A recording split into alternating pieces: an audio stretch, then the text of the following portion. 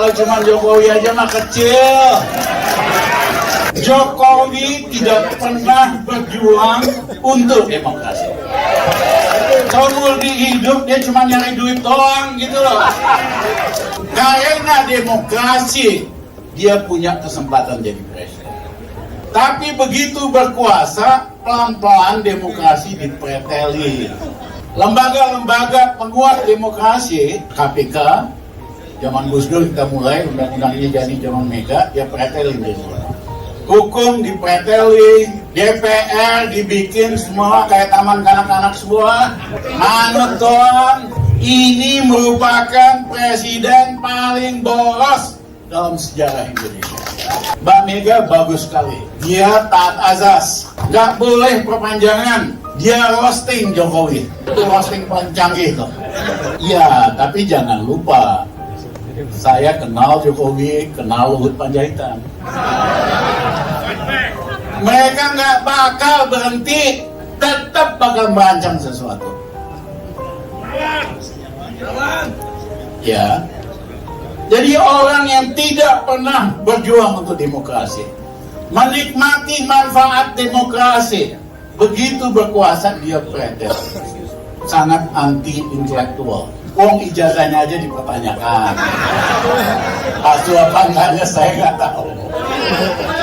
Jadi nggak aneh orang yang diragukan ijazahnya pasti sangat tidak intelektual. Saudara-saudara, ini pemerintah tampangnya sangat sederhana, sangat memelas. Kebijakannya bela yang kaya, yang punya uang. Beraninya cuma nama rakyat doang.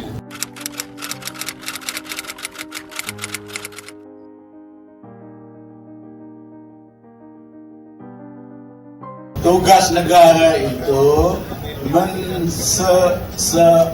menyesarakan rakyat, menyengsarakan rakyat itu apa? Saya ulangi ya, biar tidak diketahui. Menyengsarakan rakyat itu melanggar prinsip syariah.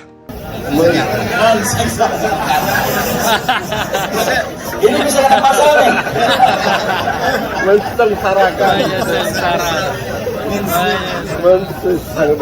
Terima kasih sama Hariman. Nggak ada Hariman kita nggak bisa kumpul. Betul sekali. Hariman ini tokoh demokrasi. Walaupun keserimpet gara-gara Malari. Saya paling nggak suka istilah Malariman. Malapetaka, Hariman damai kok waktu itu sama kawan-kawan.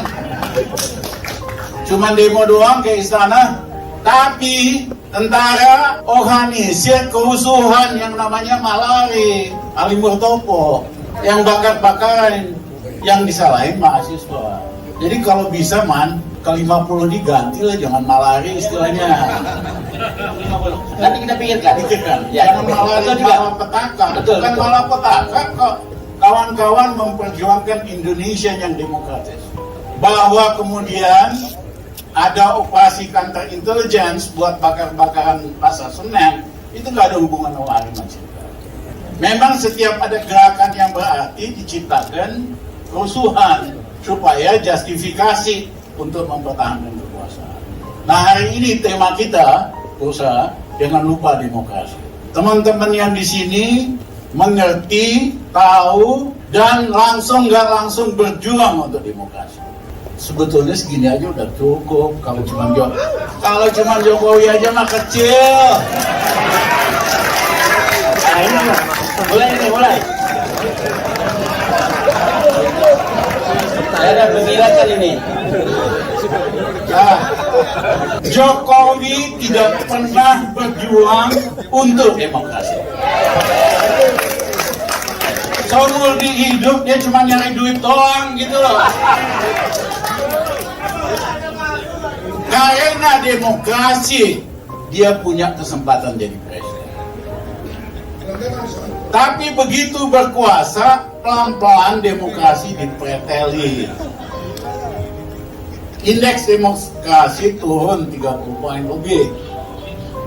Lembaga-lembaga penguat demokrasi, KPK, zaman Gus Dur kita mulai, undang-undangnya jadi zaman Mega, dia pretelin di sana. hukum dipreteli, DPR dibikin semua kayak taman kanak-kanak semua. Manut doang. Termasuk nih Effendi nih. Ngomong begitu aja, Pak Dudung udah uber-uber dia. Mana Effendi?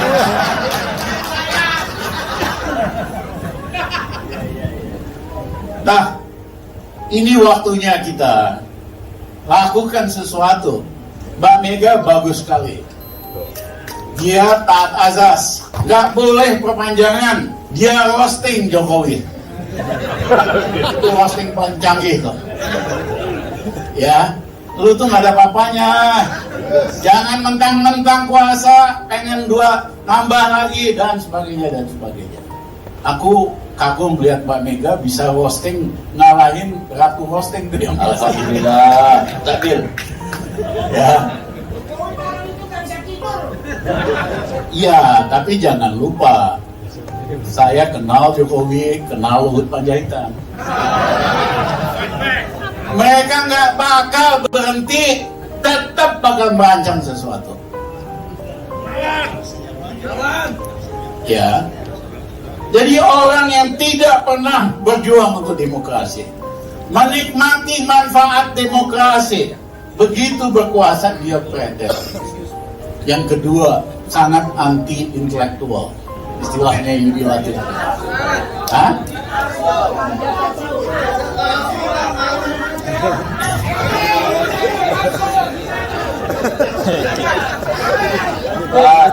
Anti intelektual, wong ijazahnya aja dipertanyakan. Palsu apa enggaknya saya nggak tahu. Tanya Pak Egy. Iya kan? Jadi nggak aneh orang yang diragukan ijazahnya pasti sangat tidak intelektual. Dan yang kedua, 2 minggu yang lalu Menteri Keuangan nyalahin PNS kok kerjanya jalan-jalan doang, ngabisin biaya tahun lalu 37 triliun. Tapi Menteri Keuangannya nggak berani. Raja jalan-jalan namanya Jokowi. Tiap hari ada acara jalan-jalan. Sekali jalan, pasukan awalnya ada 100, ada 100 lagi 200. Ini merupakan presiden paling boros dalam sejarah Indonesia. Tepuk tangan untuk Pak Jalan. Berusaha aku sakit hati. Kenapa? Zaman Gus Dur dulu, Gus Dur kan dibilang presiden jalan-jalan. Enggak lah. Ya, jalan-jalan cuma 5-10 orang naik pesawat komersial, kadang-kadang naik pesawat Antonov kalau rombongannya gede, itu aja dituduh presiden tukang jalan-jalan. Yang ini tiap hari jalan-jalan, satu proyek tuh dikunjungi 25 biji, 25 kali ada. Kok bisa menterinya ngapain, dirjennya ngapain, presiden mesti bolak-balik 25 kali. Man, hari Man, aku minta izin. Habis Jokowi kalah presiden, kita audit biaya perjalanan. Tampang aja sederhana, penampilan sederhana, kita ketipu semua. Om presiden paling boros kok. Nah yang kedua, yang ketiga. Habis Jokowi mampu kita tidak mencerdaskan bangsa sesuai dengan undang-undang. Harus, tapi pemimpinnya ya pilih yang wong cerdas dong. Orang anti intelektual bagaimana mencerdaskan bangsa? Yang kedua, mampu nggak kita mensejahterakan bangsa? Mampu banget. No, bukan. Ini bukan soal alumni. Kenapa di Saudi Arabia, di Uni Arab Emirat, rakyatnya sejahtera? Di Norwegia. Kenapa? Karena sumber alam, daya alamnya dikuasai oleh negara. Memang yang paling menikmati raja dan keluarganya. Tapi rakyat dapat sesuatu, jangan lupa. sekolah gratis sampai universitas, kesehatan gratis, lain-lain gratis. Di Norwegia sama, sumber daya alamnya minyak bumi sama gas dikelola oleh negara, rakyatnya sejahtera. Pertanyaannya, Indonesia bisa enggak? Bisa banget. Zaman Pak Harto, zaman Orba, 85% pendapatan APBN itu dari minyak bumi dan gas doang. Kenapa? Sistem production sharing, bagi hasil.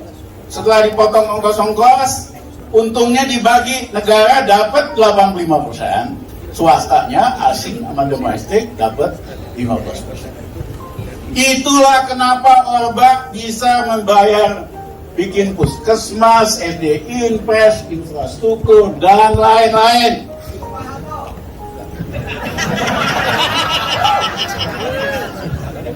Dan tapi sejak beberapa tahun terakhir ini, sumber daya alam di luar migas dikuasain oleh pribadi-pribadi dan swasta.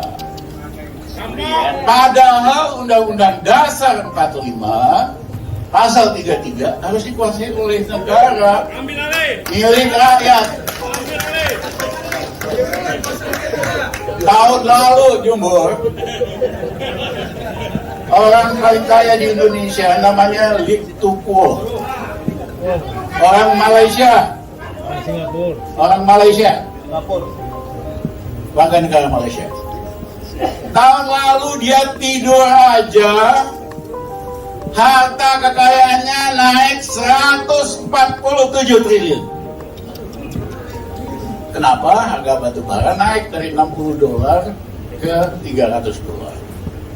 Itu Litupus sendiri, belum raja-raja batu bara lain, kekayaannya bisa nambah mungkin ribuan triliun.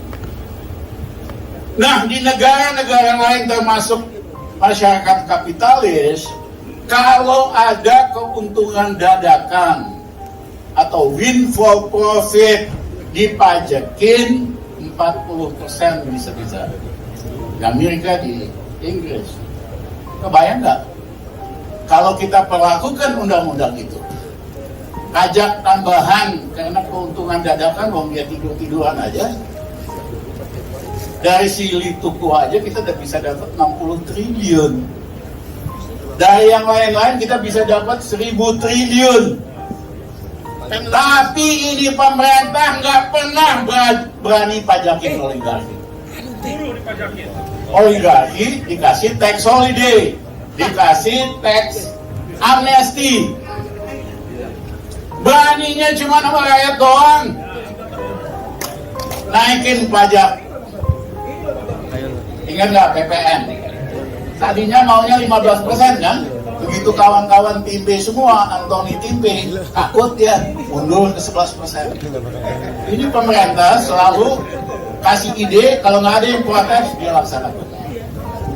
Beraninya hanya naikin harga BBM, harusnya kita bisa turunkan bulan naikin.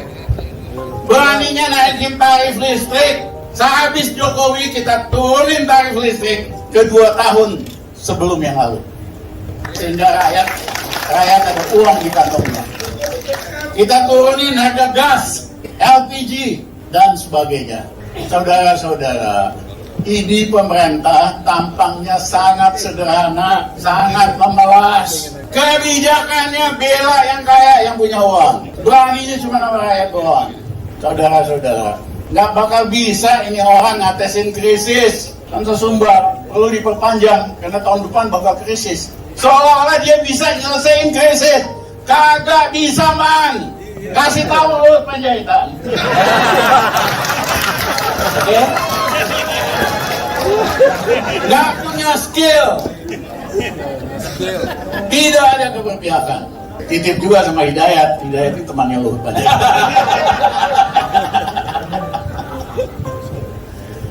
Jadi saudara-saudara, kalau Jokowi udah selesai, kita akan lakukan 3 hal. 1, kita bikin rakyat kita senang dengan nurunin harga BBM, nurunin tarif listrik, nurunin harga LPG, naikin kredit untuk UKM dari 18% ke 28% tahun pertama, sehingga UKM bisa hidup. Yang kedua, audit biaya pengeluaran Jokowi. Yang ketiga, kita ganti anggota-anggota KPU dan Bawaslu yang hari ini. Kenapa? Mereka sengaja dipilih dari anggota Ormas, sehingga gampang diatur. Hanya ada 2 pemilu yang amanah dan bersih di Indonesia. Satu pemilu tahun 55. Pemimpinnya amanah, rakyatnya amanah, kagak ada teknologi. Bagus. Yang kedua pemilunya Pak Habibie tahun 99. Beda Bang Harman. Mungkin karena dibisikin Harman. Gua Pancasila waktu itu. Terakhir. Nah.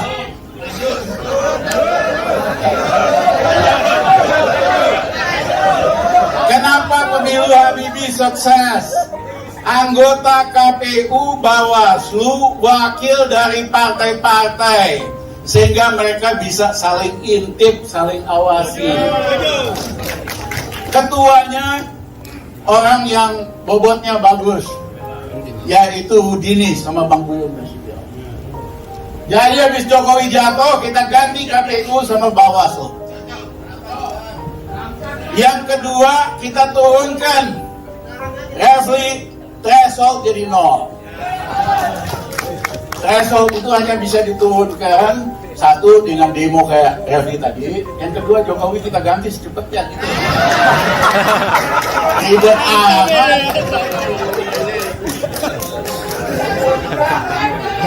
Jadi saya minta aktivis-aktivis juga jangan norak, sibuk nyalonin si ini, si itu presiden.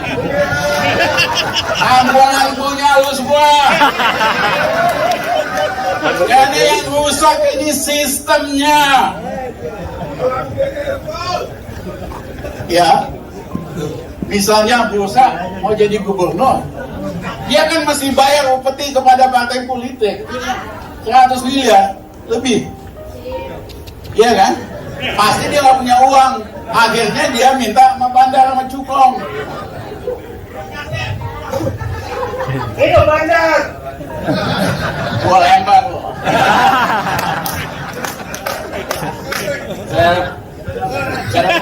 Poin aku ada 187 bupati wali kota masuk penjara karena korupsi.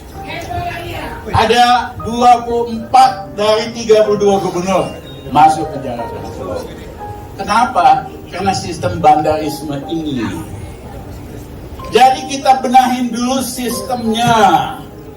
Otomatis orang terbaik akan nongol pada level bupati, pada level gubernur, pada level presiden.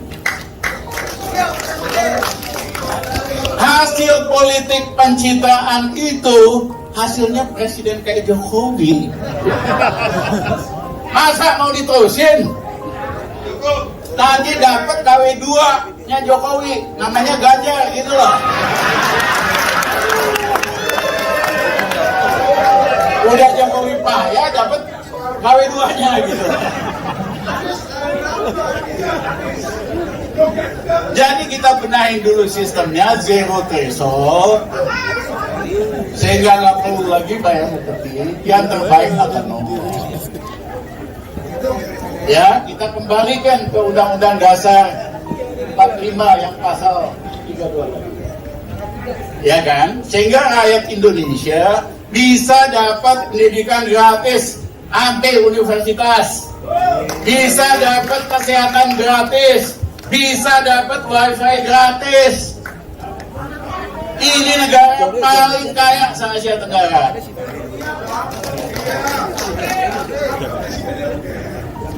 Nah, saudara-saudara, bagaimana caranya?